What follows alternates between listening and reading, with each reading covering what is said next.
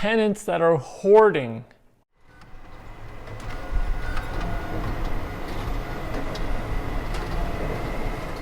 So today I want to talk about tenants that are hoarding. But before we get into it, do me a huge favor, smash that like button, hit subscribe, really helps out the channel and I would really appreciate it. So the other day, I had a property inspection. I have a client who's buying an apartment building. So we went down to do our inspections and lo and behold, we have a tenant that is a hoarder. So over the years, I've seen several tenants that are hoarders, and it's always a difficult situation, and it's great to get on top of it right away. In this particular situation, it's pretty mild. They said they're saving stuff for a garage sale. I'm not buying it. I've been down this path before, and we got junk piling up. Luckily, we don't have any like dog feces or human feces or food rotting, but I don't think we might be too far out on this one. And as we go through and I assist my client on this, we are definitely going to be putting a plan in place to deal with this type of tenant. So hoarding, it's not good not only for you as an investor, it's not great for your other tenants. Okay, we can have smell issues, we can have like bugs and rats and all these other health and underlying issues caused by hoarding. Okay, not even to mention the damage that it can cause to the property itself. So many leases have in place that the tenants have to keep the place neat and tidy, good working order. We can't have anything that's going to cause a fire issue. So it has to be safe and sanitary, and it's got to be in habitable condition. Now this unit we definitely have some big issues with, and as a landlord we need to get on top of this right away. What can happen is if we don't get on top of it, we can have some liability on our side. We could even go as far as having some maybe loss of life due to fire issues, and we can even possibly lose our good tenants because they don't want to be around it. So there's a couple ways that we can handle this.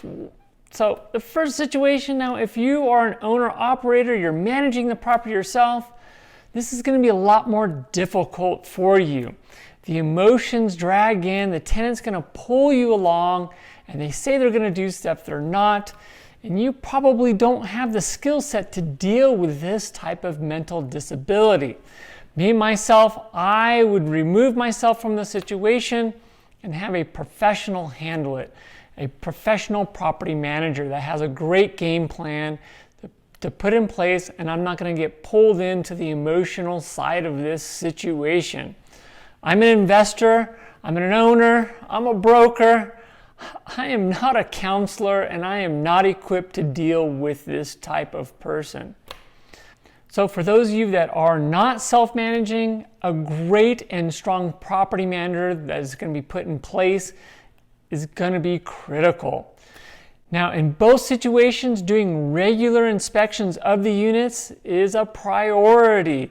You need to get in there to make sure that your building is safe for all of your tenants. We have an obligation as property owners to provide a safe place for our tenants to live.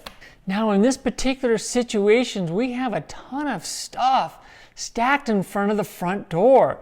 Now this particular unit has a front and rear entrance, and the tenant is utilizing that rear entrance as closest to where the tenant parks their car. But if we have to call out first responders, if this tenant were to get hurt or there's a fire or anything of that nature, those first responders are going to have a really difficult time getting in the front door of this unit.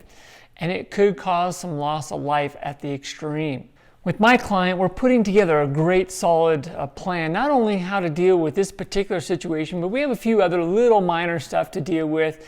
It's going to be a great property for my client, but in this situation, we need to get on top of it right away. And so we're putting that game plan together now, including interviewing great property managers that has some experience in this type of situation. Now, ultimately, hoarding is a mental disability.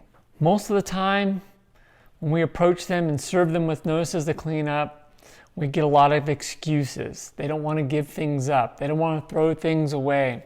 Most of the time we have to evict those tenants, and then we got to put a lot of money in rehabbing it and getting that apartment up to speed again so we can re-rent it out. In this particular situation, I think we've caught it pretty early. Hopefully it is just a garage sale, but my gut tells me it's not, because I've been down this road many times before. And so once we close on this property, we will get turned loose and deal with this situation head on. We will not ignore it. And as a landlord myself, I advise you, don't ignore situations like this. They'll ultimately get bigger and harder to deal with. If you've dealt with this situation before, leave some comments down below. I'd love to hear some of your stories. I mean, I've sold a lot of property with hoarders in it, and some of them get real challenging, some of them don't. Some of them can comply and we can get them out. Some of them, it just takes a long time and they do a lot of damage to the property. But leave some stories down below. I'd love to hear about them and hear how some of your solutions, your unique solutions of dealing with hoarders. Anyway, I'm Brenton Haynes. Thanks so much for watching, guys, and we'll see you on the next one.